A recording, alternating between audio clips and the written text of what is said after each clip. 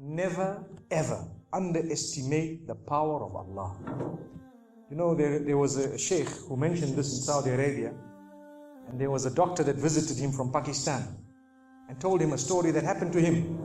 So he says, what happened to me? He says, the doctor who's speaking is a top neurologist, one of the top doctors in Pakistan, or, you know, a very, very good doctor, very hard to meet. It's said that perhaps you would have to wait months on end before you can get an appointment to see him. So what happened is, he says, I was flying from one city to another, a very busy man, flying quite often within the country and perhaps even outside. And he says, suddenly the clouds built up. Huge clouds, and the lightning started striking, and it started pouring, and there was lots of turbulence, and one of the engines was struck and it was damaged. So we had to land. And so what happened is, the landing was at a nearby little airport or a little strip and so on. And when they landed there, it was a remote area. How are you going to repair this aircraft? A few people who were on it, it was a small plane, they were, quite surprised because they landed it in such a remote place. No one's there to repair it. They would have to wait, definitely. So the doctor asks the captain or the pilot that, you know what, how long are you going to be? He says, no, we're going to be quite long. Well, I need to get to that area. Look, he says, it's just a 3-hour drive by vehicle. So why don't you just go by road? And you know, you can go there and get there. He says, okay, good idea, because this is going to take long. So he decides to go on one of the tri-shows, you know, in Pakistan, one of the areas, wherever it was, and he jumped in. And as they started progressing, the clouds built again. And the lightning was striking, and the rain started pouring. And it was pouring so much that their vehicle could not move much more because of the mud and because of everything else. And so it was quite an open area with a bit of farmland. And after a while, they realized, look, we're not getting anywhere. There's a little house here. Why don't we just go there? We can read our salah. Perhaps we can, see, have a bit of a meal or whatever else. And they decided to knock the door. Strange people, strange land, far off, out in the rurals. And so he knocks the door, and he's got his little bag and everything, and he walks in. An old lady happened to answer the door after a while, and they spoke to her saying, look, this is what has happened, and we're going from so-and-so to so-and-so, and we just want a place, we want to read salah and so on. And she said, no problem, you can come in. She had a little musalla, a little sajjada, and she had a little baby on the side, or not a baby, but a child.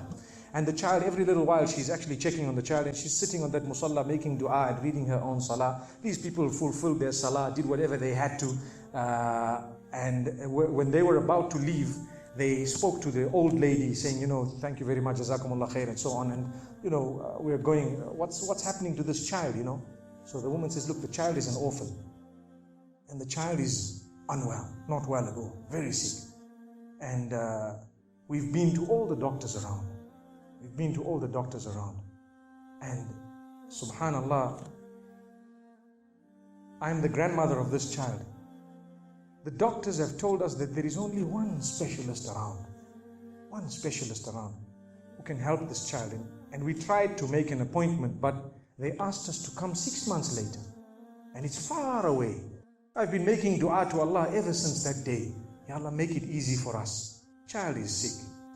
Make it easy for us, Ya Allah. So the man says, what's the name of that specialist? So the granny says, it's Dr. Ishan. Immediately this doctor burst into tears. Straight away, he burst into tears. Why are you crying? Your dua has just been accepted. For your dua, the thunder came, the lightning came, the engine struck, we came down, we came on the road, the rain came again and stopped us and so on. And do you know what? The rain only stopped after the question was asked. Now it happened. And now the woman starts crying. Subhanallah. And the doctor himself is telling the story, saying, that was me. It happened to me, he says. And he says, I learned that Allah's armies are beyond limits. Allah uses whatever He wants to get what He wants done. It's over. Where in the wildest of the dreams of this person would they have felt or believed that the top man, whom it is semi-impossible to see without big appointments, would actually be driven all the way to the door, knock the door, come in here, read some salah, and they would have to serve the child here. Amazing. Wallahi, it brings tears to the eyes. But the reason I share it with you, every one of us has needs for Allah subhanahu wa ta'ala. Just keep calling. Just have yaqeen. Have conviction. If it is meant, it will definitely come in your direction. You know, we use the term by hook or crook, but I don't want to use that today. I want to tell you, by the mercy and power of Allah subhanahu wa ta'ala, it will happen. It will come to pass. May Allah subhanahu wa ta'ala bless us.